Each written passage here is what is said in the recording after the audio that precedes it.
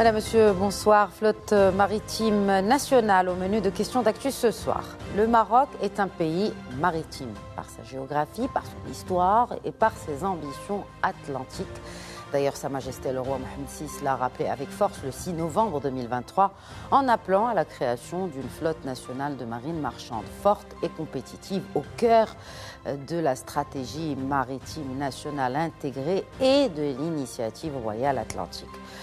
2 ans plus tard, pourtant, la flotte reste à quai. Certes, une nouvelle étude internationale est annoncée, pas plus tard qu'hier. Certes, les ministères se concertent. Mais dans un monde où les routes maritimes sont devenues des enjeux de puissance géopolitique en l'occurrence, le temps maritime n'est pas celui de l'administration. Il est celui de la sécurité, de la résilience et surtout de la souveraineté. L'initiative atlantique du Royaume vise à faire du Maroc un pivot entre l'Afrique, l'Atlantique et les grandes routes mondiales. Mais un pivot sans flotte, sans pavillon fort, sans maîtrise du fret reste dépendant des décisions des autres. Les crises récentes l'ont d'ailleurs montré et démontré, céréales, énergie, coûts du transport, etc. Et l'histoire, surtout, ne cesse de le rappeler. Ne pas maîtriser la mer, c'est s'exposer aux aléas géopolitiques. Et ce qui semble manquer, en tout cas jusqu'ici, c'est ce passage de la vision royale à l'action.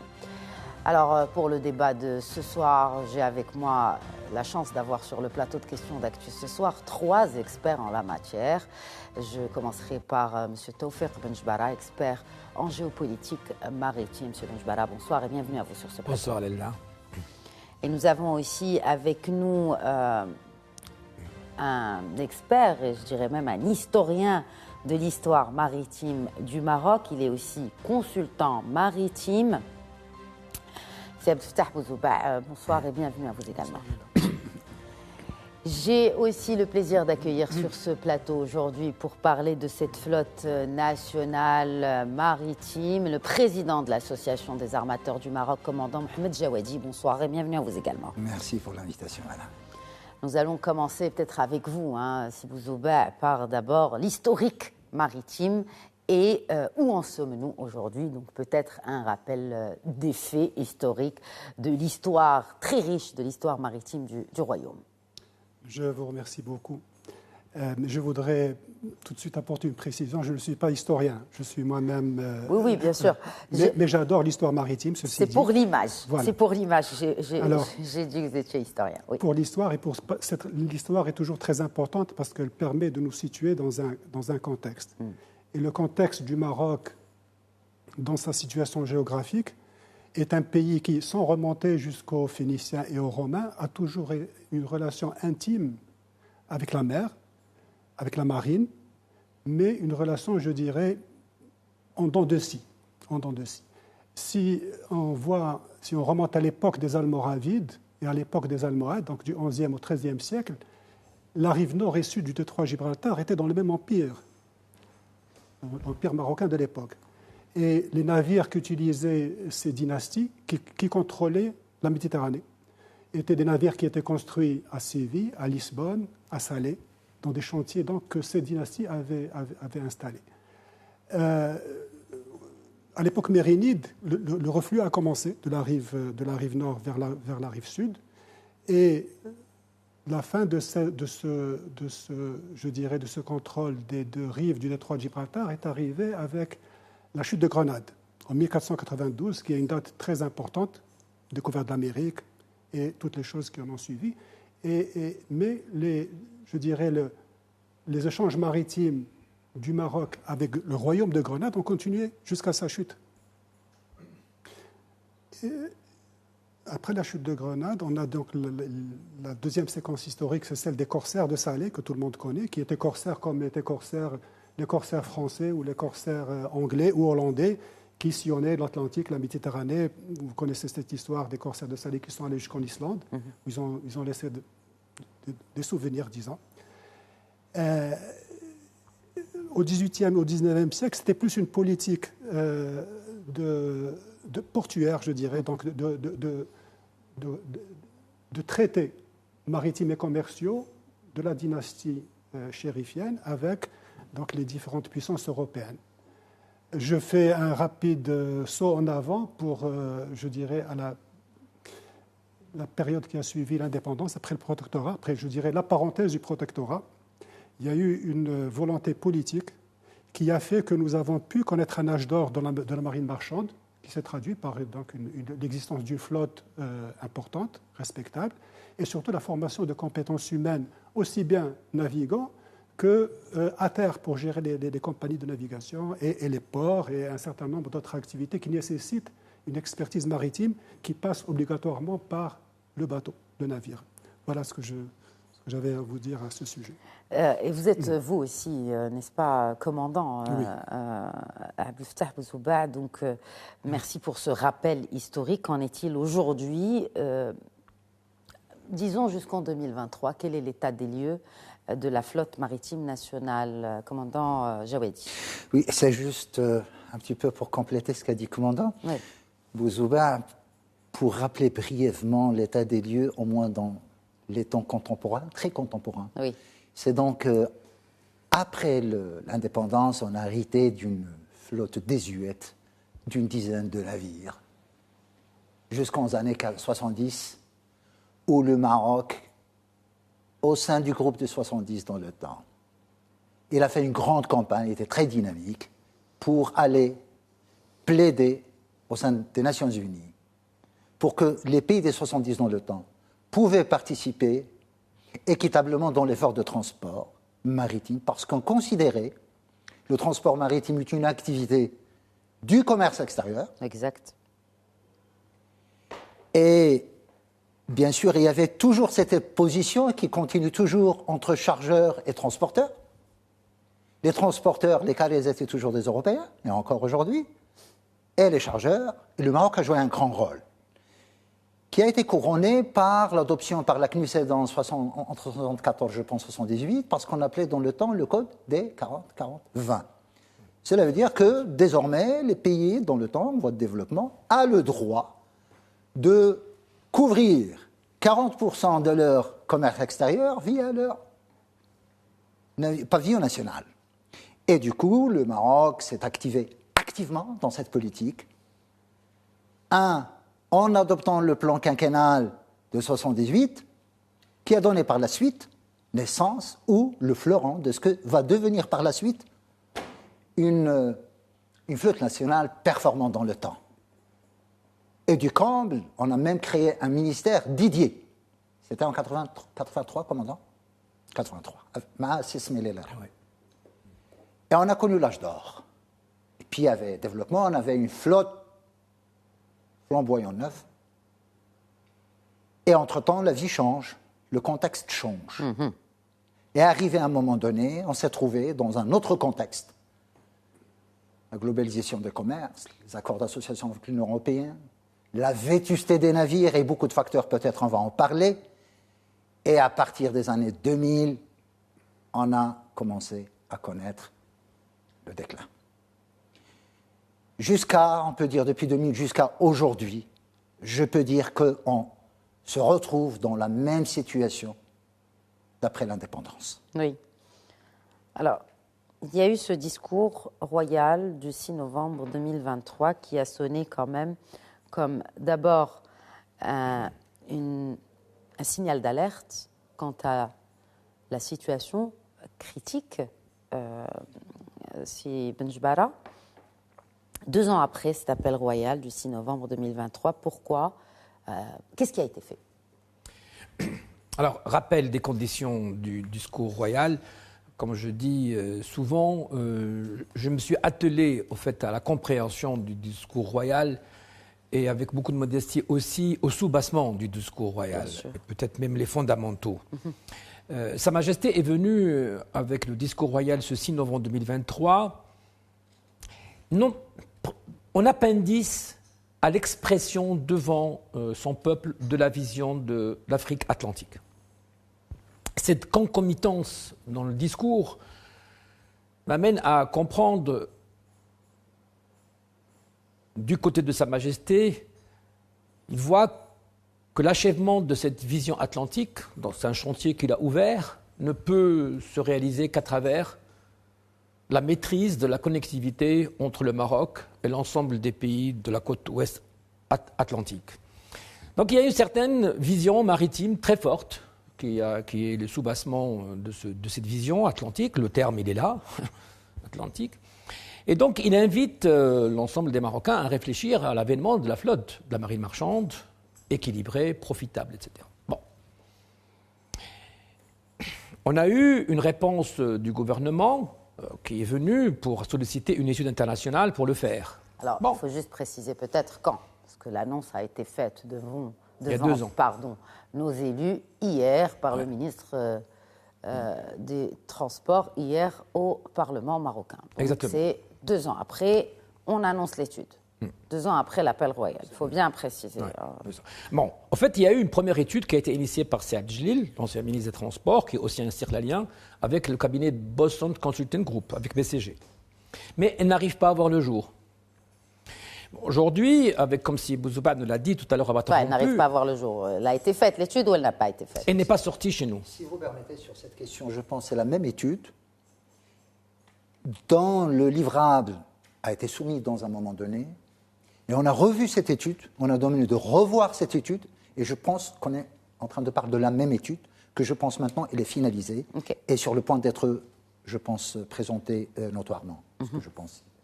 Parce que hier, on a annoncé le lancement d'une étude internationale. Donc, les mots ont leur poids.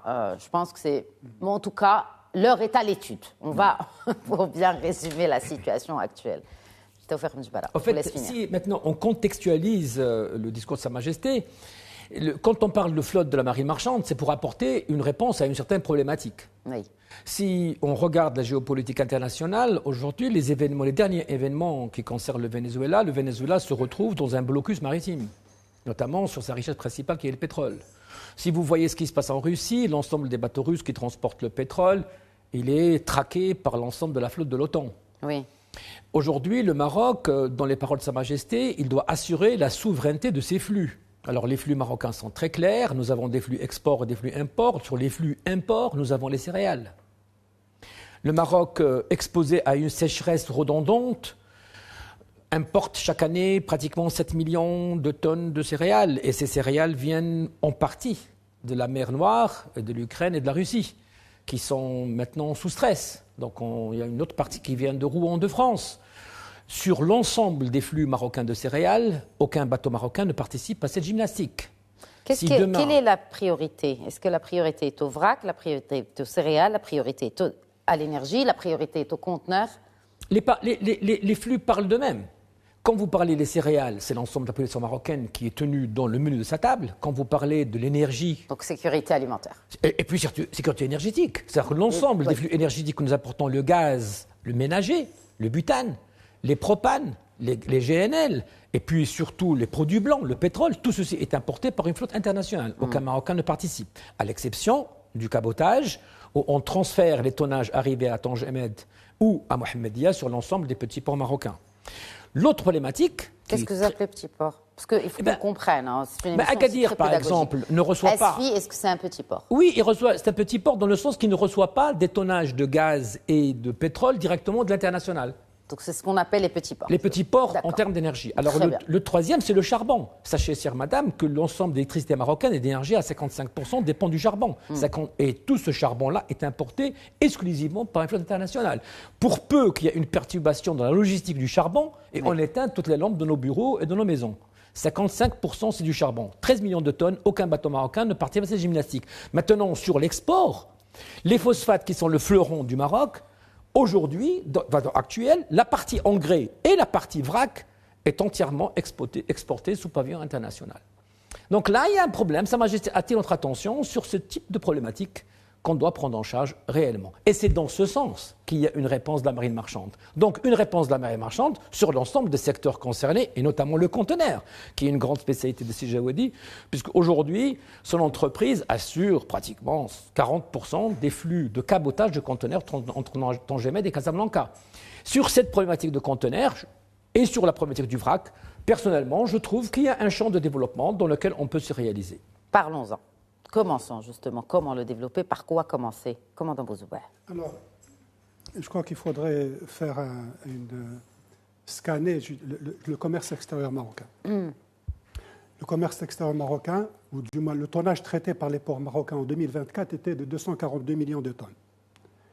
Pour faire simple, la moitié de ce tonnage, c'est du trafic marocain, c'est les exportations, les importations marocaines. Et l'autre moitié, c'est du transbordement effectué donc essentiellement par le port de Tangemed.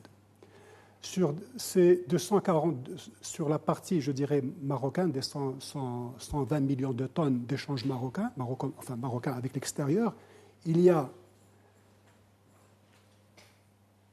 61% de vrac sec en tonnage. Il y a 20% de vrac liquide. Qu'est-ce qu'on appelle vrac sèche? Alors, vrac sec, c'est les céréales, les phosphates, les engrais, Très bien. tout ce qui est transporté en vrac dans des cales de navires. Le vrac liquide, c'est tout ce qui est, là aussi, hydrocarbures, huile, acides divers que le Maroc importe et exporte. Il y a 15% qui est du conteneur, donc des marchandises conteneurisées, et puis un petit reste de 4% qui est du divers. Oui. La valeur de ces échanges export et import, la somme, nous parlons de 1 milliard, le chiffre sont 1200 milliards de dirhams. 740 à l'importation, parce que nous avons un déficit de la balance commerciale continue, et le reste en exportation. Mais le total, c'est 1200 milliards de dirhams qui est la valeur du commerce extérieur. Le fret, alors ce qui est important pour nous aujourd'hui, nous parlons du transport maritime, de la marine marchande, ce qui est important, c'est que ce que le Maroc paye pour le transport de ces échanges, c'est 60 milliards de dirhams chaque année. Et je ne parle que c'est énorme, 60 milliards de dirhams. Et sur ces 60 milliards de dirhams, eh bien, les intérêts marocains n'en retirent rien du tout. Je n'ajoute pas à ces 60 milliards de dirhams les frais de passage des passagers entre Tanger et la zone et l'Europe du Sud. Donc vous voyez, on part quand même de gros montants, 60 milliards de dirhams de fret qu'on paye seulement pour le transport de nos échanges. Et en retenant une hypothèse conservative, je dis très conservative, de seulement le fret ne représentant que 5% de la valeur des échanges. Alors, nous parlons de ces 60 milliards de dirhams qui fait 6 milliards de dollars. C'est des chiffres. C'est pour ça que Sa Majesté avait appelé à réfléchir à la Constitution. Il n'a pas dit. Il a dit réfléchissez comment on peut faire. Et je crois que c'est ce que nous sommes encouragés à faire dans notre contexte, avec nos moyens, pour voir ce qui peut être fait. Alors, ce qui peut être fait, en gros, peut-être que... Alors, qu'est-ce qui manque déjà pour qu'est-ce qui peut être fait? C'est pour ça que je dis par quoi on va commencer. D'abord, qu'est-ce qui manque? Et je vais aussi peut-être parler de l'état aussi des armateurs, de diagnostic aussi du secteur. Mais selon vous, quel est le premier chaînon de... Alors, le premier chaînon, c'est le cabotage, le trafic de cabotage, qui est le trafic marocain entre ports marocains. D'accord. Le deuxième, je dirais, c'est le transport de passagers entre le Maroc et l'Europe. C'est deux. J'ajouterais aussi, bien sûr, dans le cabotage, j'inclus le cabotage pétrolier. Très bien. Bon, on va parler cabotage. Commandant Jawadi, vous connaissez bien, selon les dires de Sibn Jbara. D'abord, un diagnostic du secteur. Comment vous portez-vous en tant qu'armateur au Maroc, en connaissant bien sûr le contexte et l'état aujourd'hui de la marine marchande nationale? Donc, l'état de la marine marchande du pavillon, tout le monde le connaît, oui. Il s'est rétréci comme une peau de chagrin. Oui. Secret de Polichinelle, mais je voudrais quand même souligner quelques points très importants à notre avis. D'abord, le discours royal. Le discours royal est venu dans un moment pour trancher une grande polémique dans le temps. Parce que sur la dizaine d'années de vide, il y avait des voix qui s'élevaient, qui se disaient on n'a pas besoin de pavillon national, dès lors qu'on peut couvrir nos besoins du commerce extérieur via la sous-traitance ou le marché international. Il y avait les tenants de ce courant, et il y a les nostalgiques comme nous, qui avons vécu des années magnifiques du transport maritime, on dit non, il faut une flotte nationale. Le roi a tranché, pour diverses raisons. D'abord, de la position géographique du Maroc. D'abord, du rôle croissant du transport maritime et ses retombées et ses enjeux géopolitiques sur l'échiquier international. D'abord, considérant l'orientation du Maroc vers le sud, vers l'Afrique. D'abord, sur les infrastructures portuaires qu'on est en train de faire. Tout cela fait sortir, pour trancher du politique, le roi a dit « allez-y », il a tracé le cap. Et ça, c'est très important. Parce que qu'est-ce qu'on manquait depuis le temps? Savoir le cap, la vision. Le roi a dit « on a besoin d'un pavillon national. Réfléchissez-nous, comment on peut faire ?» C'est la grande question, et ça, c'est déjà un pas très important franchi. 2. Pavillon national suppose qu'il y ait des armateurs qui vont investir dans les navires. Il n'a pas dit est-ce que ces armateurs doivent être nationaux ou étrangers. Est-ce qu'on encourage que ce soit, disons, le capital contrôlé par des intérêts nationaux ou étrangers? C'est une question qui se pose. Qu'il soit l'un ou l'autre, et vous allez me poser la question par quoi il faut commencer. Immédiatement, d'abord, il faut créer l'environnement, de sorte que cet investissement soit attractif vis-à-vis des investisseurs potentiels, marocains ou étrangers. Par quoi commencer? Et la première des choses, on ne peut pas imaginer une flotte compétitive comme formulée par Sa Majesté sans un registre compétitif. L'état actuel des choses, il n'y a aucun fou ne viendra investir dans le transport maritime. Pourquoi le pavillon marocain est aujourd'hui dissuasif? Pavillon marocain aujourd'hui, Vétuste. je dirais, est l'un des plus vétustes au monde. Je n'exagère pas, je pèse mes mots, je vous le dire. 98% aujourd'hui de la flotte mondiale, entre 95 et 98, soit il est enregistré dans ce qu'on appelle des pavillons de complaisance, ou bien sous des pavillons, des registres bis. Étrangers, oui, la fin entière. Bis, et je vais vous expliquer un petit peu le jargon, la différence. Oui, oui. Nous avons un pavillon national classique, qui toujours prône les grands idéaux de la souveraineté dans le temps, des années 70. Maintenant, il faut faire la mutation, créer un registre moderne qui concilie entre les exigences d'un pavillon national classique et, disons, les flexibilités à outrance offertes par ce qu'on appelle les pavillons de complaisance. Et ça a été initié par la quasi-totalité des nations maritimes aujourd'hui. Nous continuons de faire l'exception.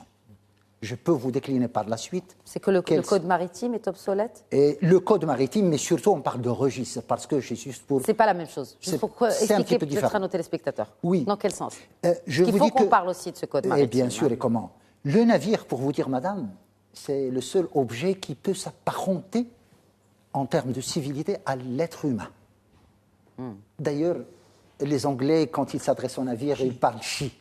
C'est le seul objet auquel on s'adresse comme she is lady. Parfois, nous, dans le jargon, on parle parfois dans le jargon, au lieu de dire mon navire, my ship, on dit lady. Yeah. C'est dire l'importance. Et donc, il a un état civil semblable aux humains. Et donc, ces navires, il faut qu'il ait une nationalité, un état civil, une résidence, une carte nationale. C'est comme les êtres humains. Et pour cela, on crée un cadre spécifique, on appelle le registre. D'accord? Qui règle tout l'environnement économique, légal, technique, régisse ce navire comme des gens. Ça, on parle de registre. D'accord? Et le pavillon qu'il hisse, qui est le pavillon de l'État, fait en sorte que sur ce navire, qui n'est rien d'autre qu'une parcelle du territoire du pays, qui sillonne le monde, mais sur ce navire, c'est la loi de ce pavillon qui est appliquée. C'est donc différence entre pavillon ou navire ou pavillon et registre. Le registre marocain, dont l'ossature légale remonte en 1919. Et c'est le cadre légal, c'est ce fameux code maritime. Code maritime, il a subi quand même quelques petits réaménagements par-ci par-là, mais force est de constater aujourd'hui que ce pavillon aujourd'hui est un frein au développement de la flotte nationale. Si on veut commencer par quelque chose immédiatement, repenser la structure de ce registre. Et il y a des solutions. Quelles sont les solutions? Voilà, parlons concret. Commandant Bozobal. Je crois qu'il faut voir l'environnement international du transport maritime et dire tout de suite que l'industrie du transport maritime est une industrie internationale, internationalisée. Internationalisée veut dire que vous avez aujourd'hui, par exemple, des pays fournisseurs de main-d'œuvre maritime. Capital humain. Capital humain. Il y a une crise de capital humain. Il y a une crise de capital humain. Au Maroc. Alors, ou dans le monde, parce que vous parliez de contexte international. Je parlais du monde. Voilà. Le monde. Le Maroc n'y échappe pas. Le Maroc n'y échappe pas. Ce qui nous concerne, ce qui nous concerne surtout, mais la manière dont opère la flotte mondiale nous éclairera sur la manière de faire, nous aussi.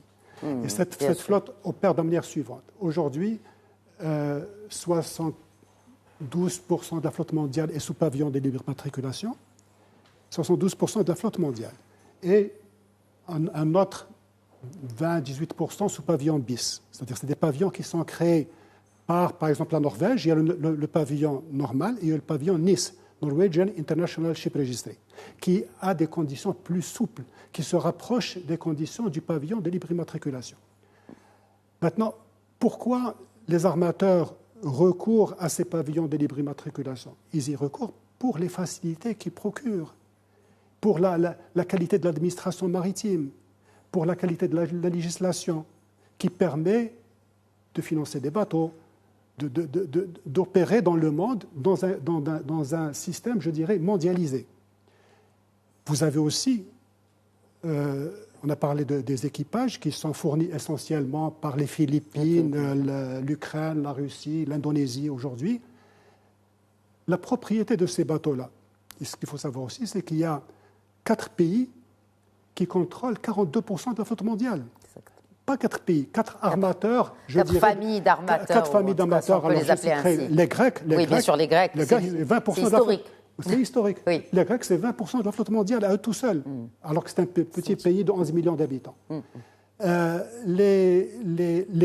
ces pavillons de libre immatriculation, il y en a 3 ou 4 qui immatriculent 50% de la flotte mondiale. Libéria, Panama, îles Marshall. Alors, quelles sont les facilités qui sont offertes par ces pavillons? En premier lieu, pas d'impôt sur les sociétés. Fiscalité. Ben oui, évidemment. Oui, mais je vous expliquerai pourquoi. Pas d'impôt sur le revenu des marins. Donc les marins perçoivent un net wage, ils perçoivent des salaires, voilà, et c'est de bons salaires en l'occurrence. Très bons salaires. De très bons salaires, oui, merci. Alors, il n'y a pas d'obligation quant à la nationalité de l'équipage. L'armateur prend l'équipage, parce que l'armateur, il confie son navire, et son navire part en mer pour 2 mois, 1 mois, 15 jours, il n'est plus sous son contrôle. Donc il doit pouvoir choisir l'équipage à qui confier son navire. Hein, si vous prêtez votre voiture à quelqu'un, vous ne le prêtez pas comme ça, donc vous choisissez quelqu'un qui sait conduire, etc. Autre caractéristique, c'est que ces pavillons de libre immatriculation n'ont pas d'exigence quant au siège de la société propriétaire. Pas d'exigence quant à la nationalité de l'équipage, pas d'exigence quant au siège de la société propriétaire. Et ce qui veut dire, et je crois qu'il faut le dire, le fret mondial, on a dit tout à l'heure que le fret marocain c'est 60 milliards de dirhams, le fret mondial c'est 900 milliards de dollars. Et quand on dit mondial, 900 millions de dollars, pavillon de libre immatriculation offshore, il y a beaucoup de cet argent qui est offshore et c'est des intérêts énorme. Oui, mais qui échappe aussi du coup au fisc marocain, au fisc d'autres pays. Mais le fisc, de toute façon, on a vu que comme il n'y a pas d'armateur, comme il y a 0, il a 0 de 0 égale 0, et voilà. Donc il faut trouver des moyens pour que sur les 60 milliards de dirhams, que les intérêts marocains, on récupère une partie qui soit raisonnable en fonction je dirais, des intérêts nationaux. Donc, j'ajouterai pour finir sur le caractère internationalisé de l'industrie du transport maritime pour dire, même les chantiers de construction navale, aujourd'hui, vous avez la Chine qui fait 60%, la Corée du Sud qui fait 30%, le Japon qui fait 7-8%, et le reste, c'est l'Europe, la Turquie, un peu chouïa. Vous voyez, donc nous sommes dans cet environnement-là.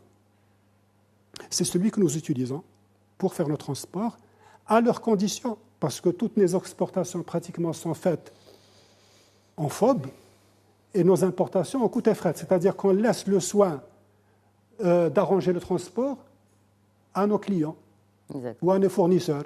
Ça veut dire qu'il y a une partie de la valeur ajoutée qui nous échappe. Donc, où est la souveraineté? Où est la souveraineté? Absolument. Tawfiq Benjbara. Oui, alors je viendrai un peu en complément à commandant Bouzouba. Je voudrais juste rappeler de vous qu'il a été mon maître dans ce chapitre-là à une époque où j'ai travaillé sous ses ordres. Effectivement, dans ce qu'il dit, il y a aujourd'hui ce que j'appelle les accords de Cromwell qui reviennent en force. C'est-à-dire que les nations prennent en charge un peu cette problématique, qu'on ne peut pas la laisser libre de toute décision. Vous avez le comportement des États-Unis récemment, oui, qui taxe les bateaux qui ne sont pas fabriqués ou construits aux États-Unis. À titre d'exemple, c'est vrai que c'est une initiative qui est majeure et très très importante. Et pour reprendre un peu ce qu'a dit le commandant Jawadi, nous avons connu une époque où les Marocains, nous avons construit des bateaux neufs. Oui. Commandant Bouzouba, les polythermes de l'OCP, les bateaux frigos de la Comanav et d'autres armateurs, les Ice Clippers. Donc ça veut dire que nous, les Marocains, ne sommes pas absents de ce chapitre de savoir-faire dans le maritime. Mais je voudrais reprendre commandant Bouzouba, quand on a eu 2 minutes pour converser ensemble, il a dit peut-être nous sommes les derniers des Mohicans, c'est ça? Les Mohicans. Ouais. C'est-à-dire qu'effectivement, il y a une génération qui est passée. Il n'y a pas de relève depuis la disparition des armateurs marocains. Et donc on se soucie du futur. Et c'est là encore qu'il y a une pertinence du discours de Sa Majesté, où il nous interpelle pour qu'on puisse passer le savoir-faire à une nouvelle génération qui doit advenir aujourd'hui. Mais pour donner un peu de positivité à tout ça, j'ai pu conduire dernièrement, accompagner des investisseurs dans le domaine maritime, et on a pu créer 2 services sur Agadir qui relient l'Angleterre, la Belgique, la Hollande et le Maroc. Ça veut dire qu'il y a encore un espace de développement qui est là, qui est certain. Je sais de par... Mais qu'est-ce qui bloque? Qu'est-ce qui bloque aujourd'hui? Il bloque exactement ce qu'a dit le commandant Jawadi. Il faut juste. Donc vous partagez l'avis. Il faut prendre en charge le pavillon, oui, la loi fiscale, le crewing, donc les armements, l'armement à bord, pour le dynamiser afin que chacun se sent au moins à conditions égales avec nos concurrents qui font les escales dans les mêmes ports. C'est une aberration. Et là où le mal fait mal, c'est qu'il y a une étude exhaustive qui a été développée par Drori en 2004, par la marine marchande, rappelez-vous, commandant Bouzouba, qui a coûté pratiquement 8 millions de dirhams d'époque, pour citer un peu quelques chiffres, et qui est restée lettre morte, et qui contient l'ensemble des ajustements structurels à faire à la marine marchande et au code du DCCM, le code formant droit du commerce maritime marocain des années 19. Tout est là. Et pire encore, comme l'a rappelé Jawadi, notre roi a tracé la voie. Donc nous, qu'est-ce qu'on dit? On est à la on est à la disposition de notre gouvernement pour l'accompagner à faire émerger la structure qui doit porter tout ça. Nonobstant, le ministère de l'Énergie, avec Leïla, je pense, il lance un appel d'offres pour le transport du gaz, pour l'acheminer sur Nador. Nador, oui. Qui a eu un franc succès d'ailleurs. Écoutez, peut-être ça pourrait être un franc succès pour la nouvelle compagnie qu'on doit peut-être s'atteler à créer pour prendre part à cet appel d'offres qui est pour long terme. Des bateaux gaziers avec le FRCU. Mais ça tombe bien parce que l'étude qui a été donc annoncée, dont le lancement a été annoncé hier par le ministre des Transports, va être menée de manière interministérielle, c'est-à-dire les ministères de l'Intérieur, de l'Agriculture, de la Pêche maritime, des Énergies et des Mines, Affaires étrangères bien naturellement, des Finances ainsi que des Transports. Donc en fait, c'est un projet gouvernemental. Mais qui pour prendre le lead? Moi, si je peux compléter ce qu'a dit Sibin Jbara, c'est qu'effectivement, cette étude qui a été faite par Drori en 2004 a produit des résultats. Le résultat qui a été produit, qui était c'était la libéralisation, préconisé la libération du transport maritime, l'open sea, ce qu'ils ont appelé l'open sea. Mais toutes les mesures d'accompagnement qui devaient permettre aux armateurs marocains de s'adapter n'ont pas été prises. C'était plus facile de déconstruire. On a libéralisé du jour au lendemain.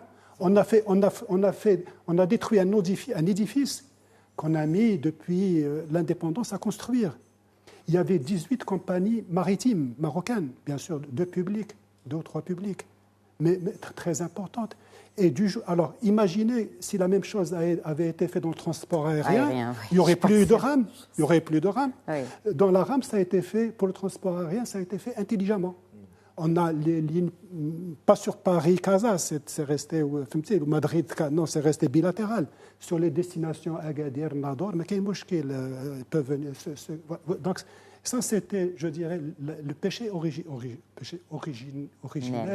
le péché originel qui a été fait. Et jusqu'à aujourd'hui, on n'a pas fait. La marine marchande marocaine est décédée. Je crois qu'il faut le dire, la flotte est décédée. Mais on n'a pas fait d'autopsie pour dire pourquoi elle est décédée. À part cette libéralisation hâtive et précipitée, qu'est-ce qui a fait que les autres, il y a d'autres facteurs, certainement.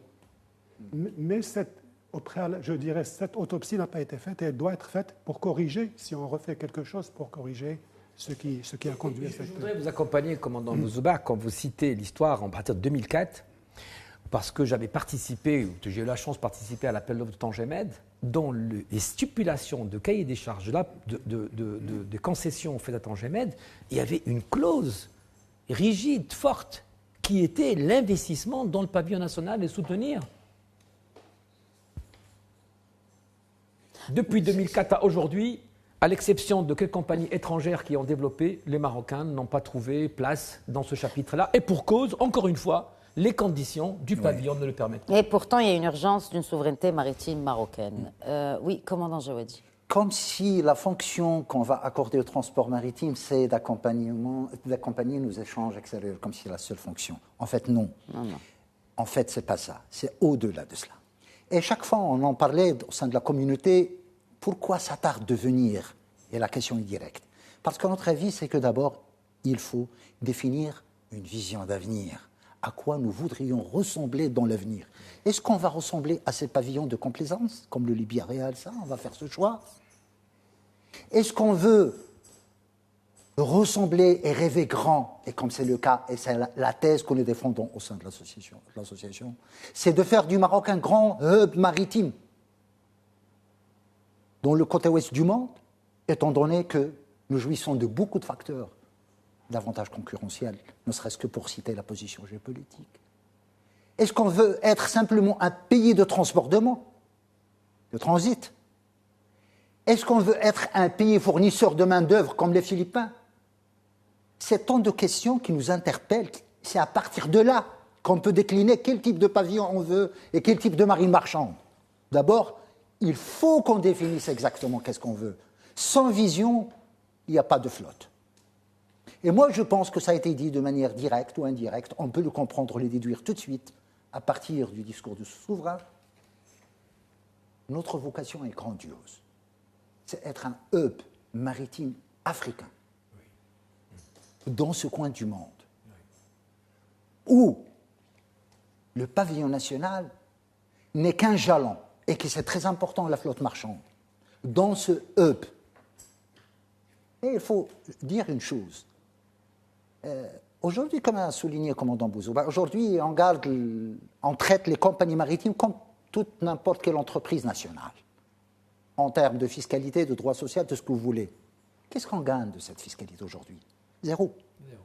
On est en train de taxer des navires qui n'existent pas. Et on s'accroche à cette solution. Et qui est la base du problème. Donc c'est un frein majeur d'ordre économique. Donc il y a l'absence d'un régime fiscal attractif. Il n'y a pas que ça. Il n'y a pas que ça. Il n'y a pas que ça.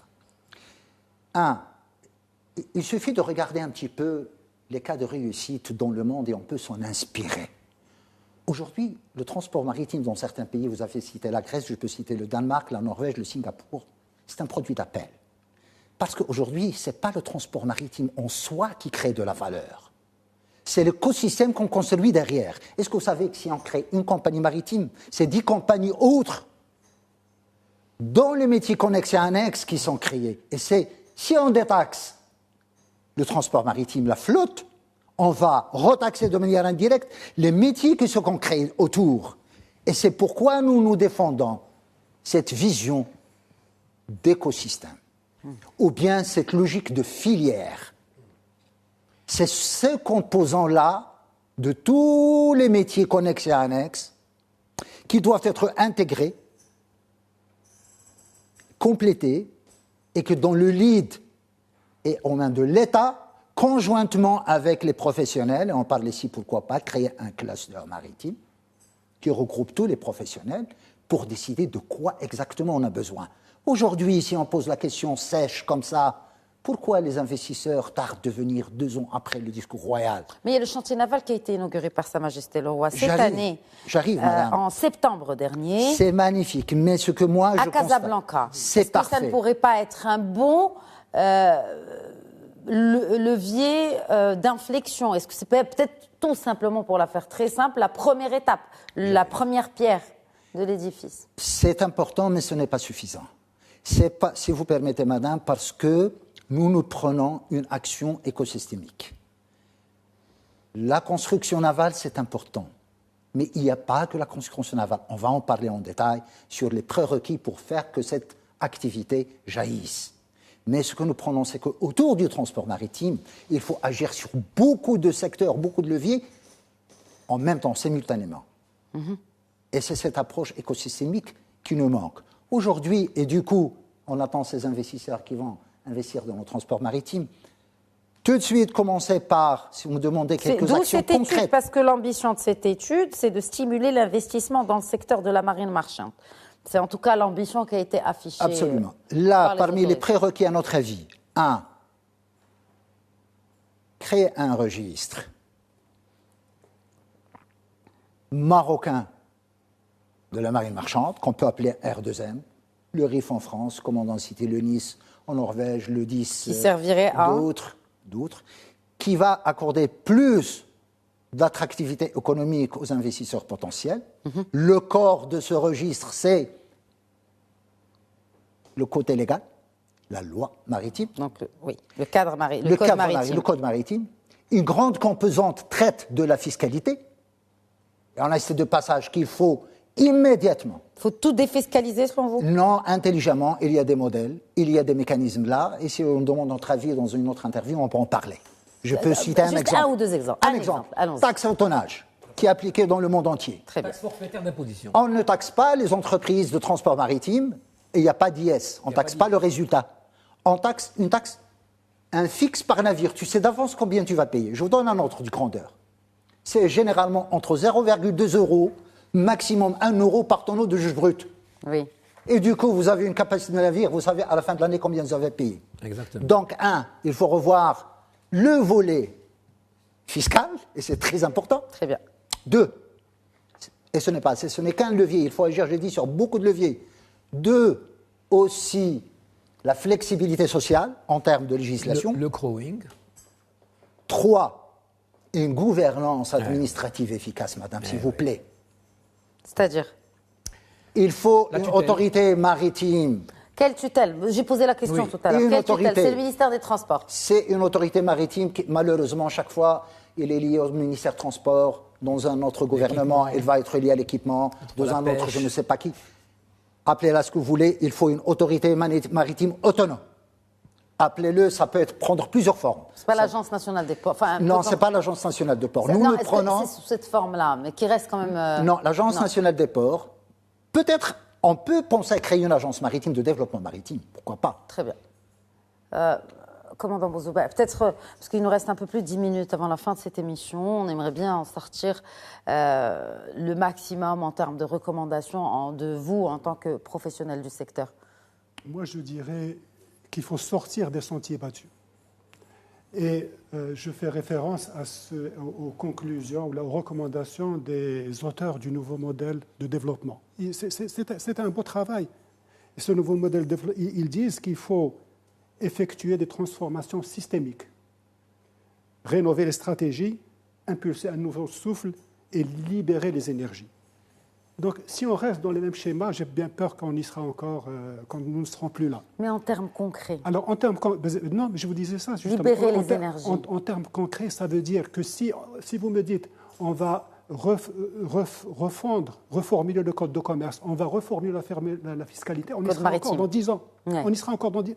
Le code de commerce maritime, moi j'ai personnellement participé à 3 commissions qui ont essayé de le il est resté ce qu'il est.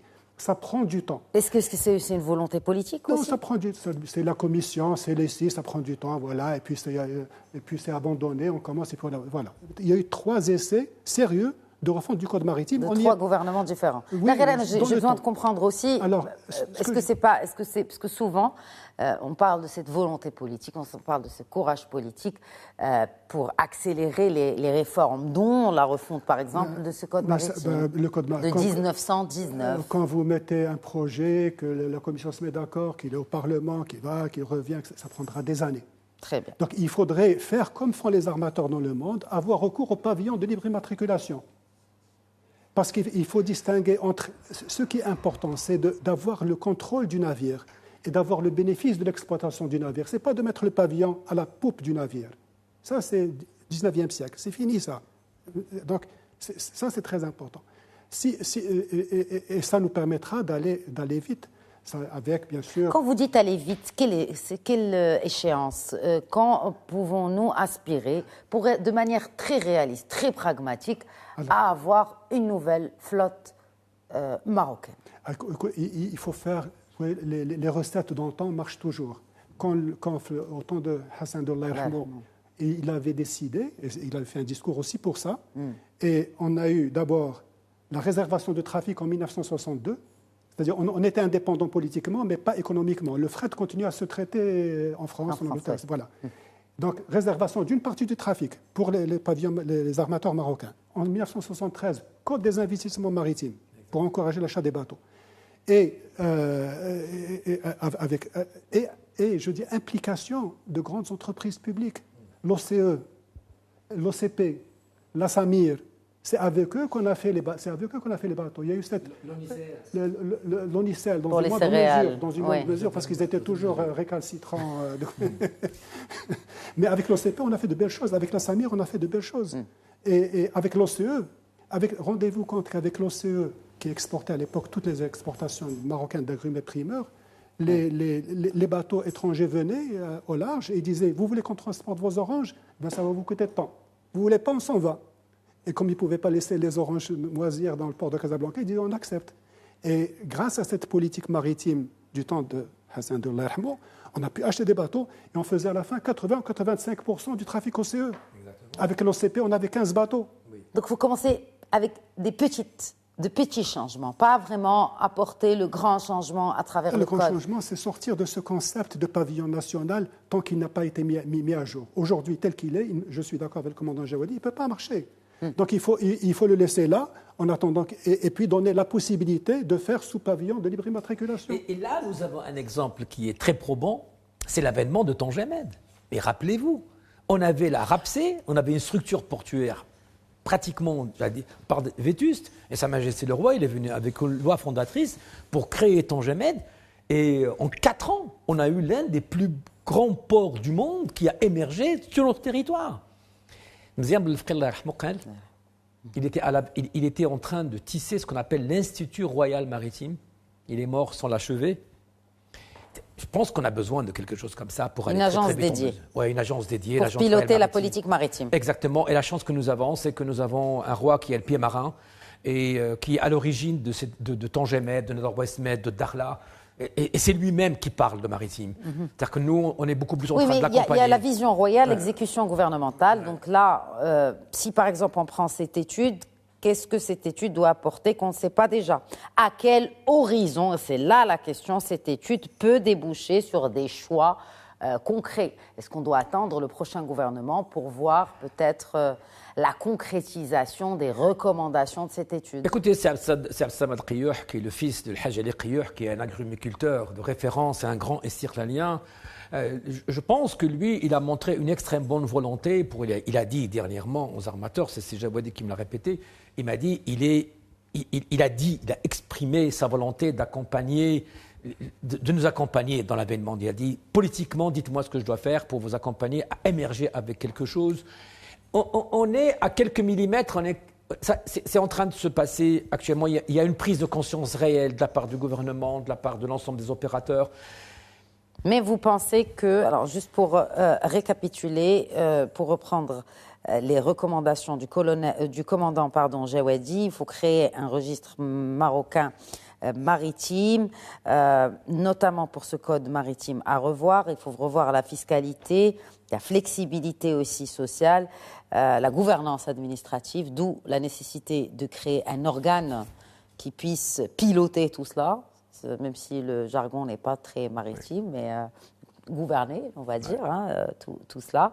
Et vous avez également évoqué le code des investissements, peut-être sur la forme des codes des investissements des années 70. Si vous permettez une petite nuance. Oui. Quand on apprenait la mise en place d'un registre marocain maritime, il doit être en parallèle avec le registre classique. Ça ne veut pas dire qu'il y a une suppression du registre classique qu'on connaît. Comme ce qu'on fait d'habitude, c'est-à-dire on fait table rase du passé, on met du neuf. Oui. Le registre marocain maritime qu'on est en train de défendre a pour vocation de créer l'environnement économique, politique, légal, fiscal, sociétal, pour drainer tous les armateurs potentiels du monde, pas nécessairement marocains. C'est à partir de là, comme le cas de Tangemet, qu'on peut commencer à créer l'écosystème maritime. Si on s'inscrit dans cette vision d'être un jour un hub maritime, parce que tout part de là. Qu'est-ce que peut changer Dakhla Atlantique à tout cela? Tout ça, donc, déjà pour être un hub maritime, il faut avoir un bon réseau portuaire. C'est ce qu'on est en train de faire. Les ports qui Tigoulou Madame, c'est le cœur du commerce. Tout le monde le sait. Et les navires, c'est les veines qui alimentent ce cœur. Et donc, on peut en parler sur les atouts du port de Dakhla immédiatement. Oui, il donne accès à cette zone pour la de l'Afrique subsaharienne. Oui. Mais aussi, il apporte une solution logistique, même nationale, parce que pour connecter les provinces du Sud, pour les intégrer dans le commerce international, il faut que ces flux d'échanges partent du Sud et les connecter dans le réseau mondial. Comment on va le faire? Soit par camion, et la distance est très longue, et donc le coût logistique est exorbitant, et donc par ricochet, il va compromettre, disons, la compétitivité de cette zone. Et la meilleure façon de le faire, la plus économique, de la connecter d'abord aux autres ports nationaux, à commencer par Tangemet, parce que Tangemet est très connecté. On peut la connecter par mer, et les coûts maritimes sont. Et c'est la solution idéale. Et en plus, le port de Dakhla a d'autres fonctions. Merci beaucoup. Merci, commandant Mohamed Jawadi, président de l'Association des armateurs du Maroc. Merci de nous avoir éclairé davantage sur ce sujet d'une extrême importance. Merci encore une fois, commandant Jawadi. Merci à vous aussi, Tofer Mijbara. Toujours un plaisir de vous accueillir sur ce plateau. Et merci à vous également, commandant Bouzouba. C'était très enrichissant de discuter avec vous. On va attendre peut-être les premiers résultats de cette étude. Donc, l'annonce de lancement a été faite hier par le ministre des Transports au Parlement pour notre prochaine future marine marchande marocaine ou flotte nationale. C'est la fin de cet épisode de Questions d'actu. Très belle soirée.